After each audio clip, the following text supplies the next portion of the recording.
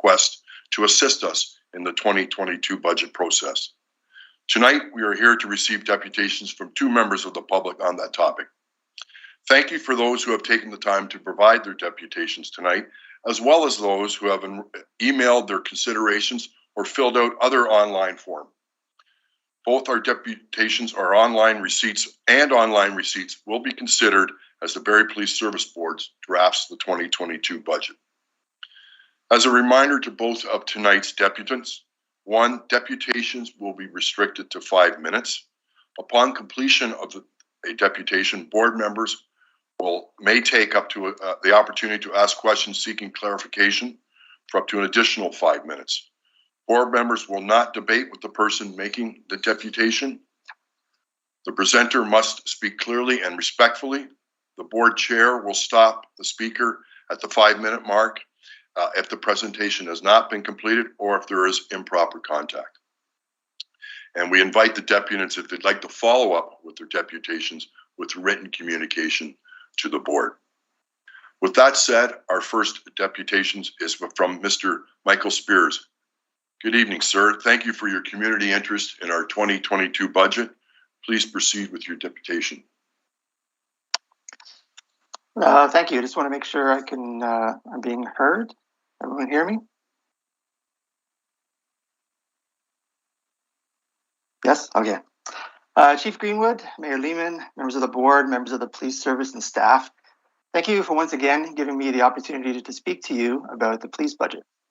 This evening, I'm going to focus on a few key themes: community building and resource allocation, justice and crime prevention, and abolition.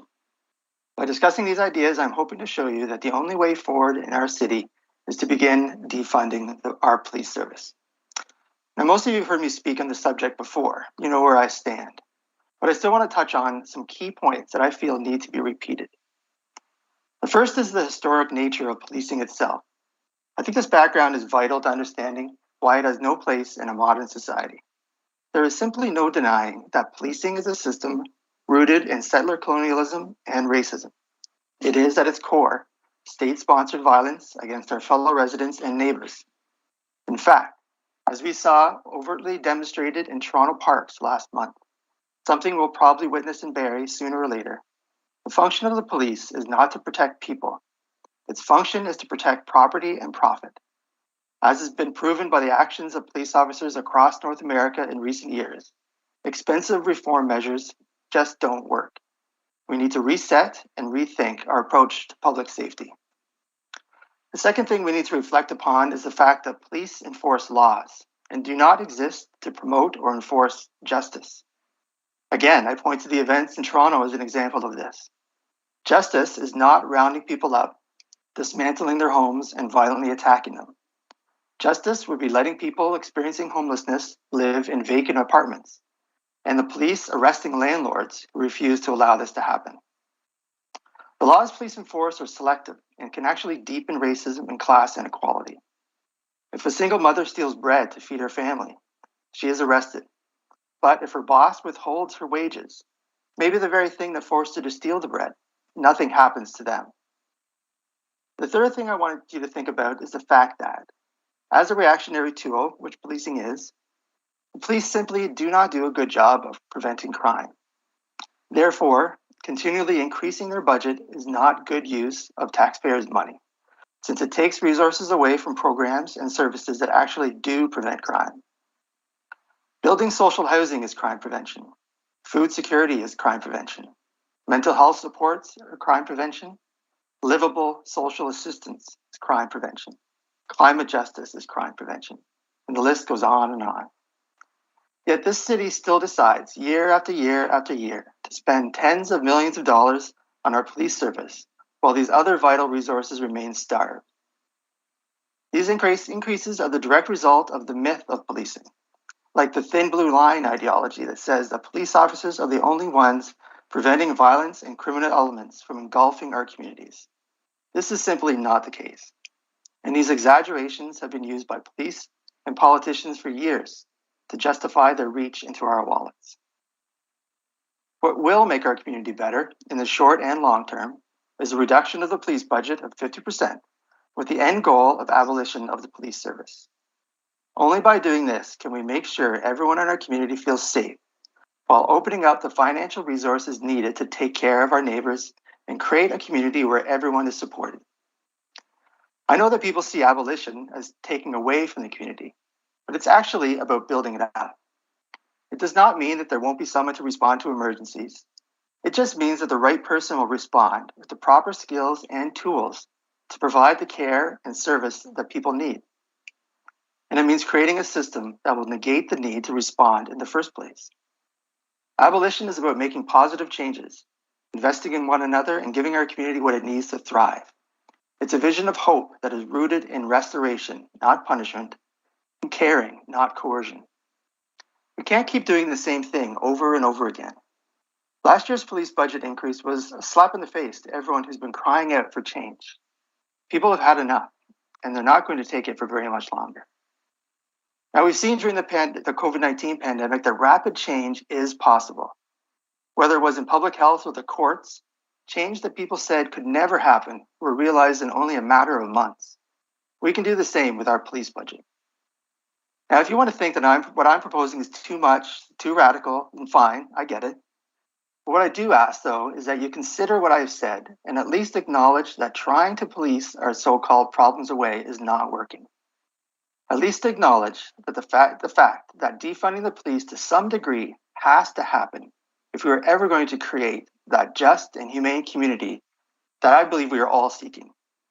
Please, I beg you, have the courage to do what is right. Thank you.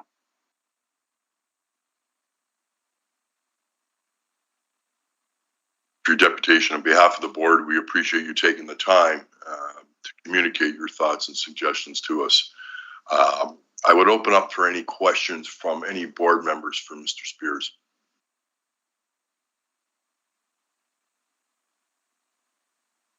Seeing none, again, sir, I thank you for taking the time this evening to speak with us. My pleasure. Thank you. We have our next deputation is from Mr. Nathan Rajkawa. Mr. Rajkawa, are you? Hello, can you hear me? Yes, we can. We can. Good evening, sir. Thank you for the opportunity to allow us to hear from you with respect to our 2022 budget. Please proceed with your deputation. I just want to say thank you to Michael Spears for that deputation because he hit the nail right on the head, and I don't think my deputation will be as good as his. This is also my first deputation I've ever made in my life, so bear with me. So I just want to say thank you for allowing me to speak on the 2022 budget and let me have a voice in this matter. I would like to personally thank Ian Alwyn for his work, especially pertaining to this subject and defunding the police, as well as Michael Spears, because he really got it right. We all understand the cost necessary for policing. However, there must be limitations, and a good police force knows and understands this and improves their own efficiency. Today's policing does not reflect this, as it clearly shows on the current tax budget. It's the largest item on the pie.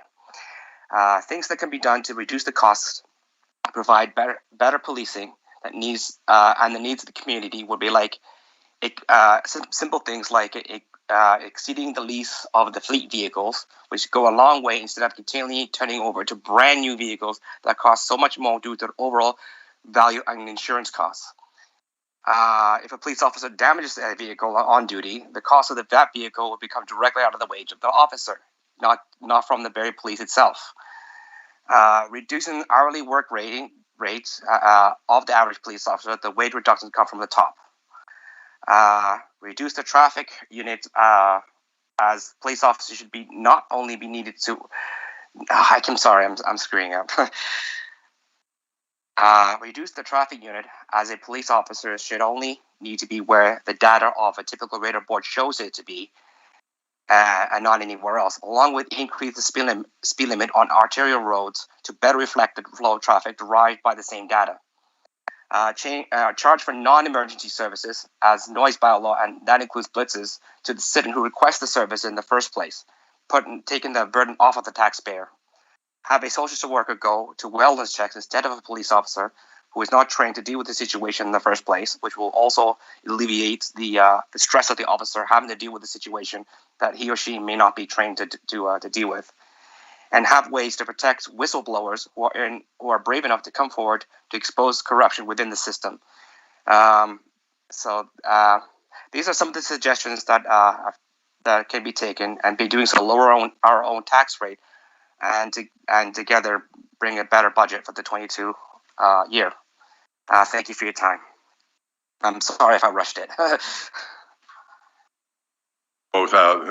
Thank you, sir, for taking the time to speak to us as we work through our 2022 budget. Are there any questions from any members of the board for the deputy?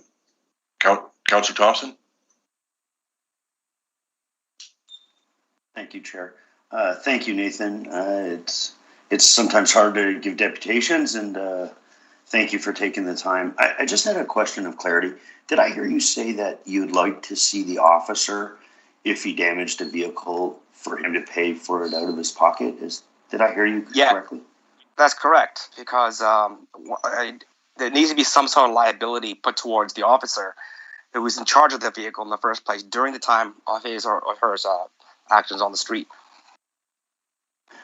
So just out of curiosity, now there's a labor law that it's faulty at work, so you can't charge an employee. But like, would you feel the same way about a transit driver or a delivery? Yeah. Like 100%. So okay.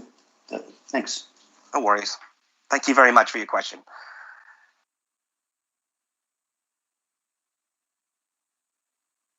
Board. Are there any other questions from members of the board? Seeing none, again, sir, thank you very, very much for taking the time to speak with us this evening. Thank you so much again for having me and letting me have a voice on the situation. I appreciate that a lot. Again, thank you.